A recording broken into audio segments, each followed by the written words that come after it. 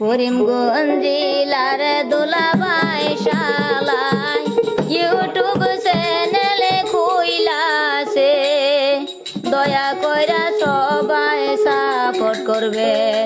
করিমগঞ্জ জেলার দোলাবাই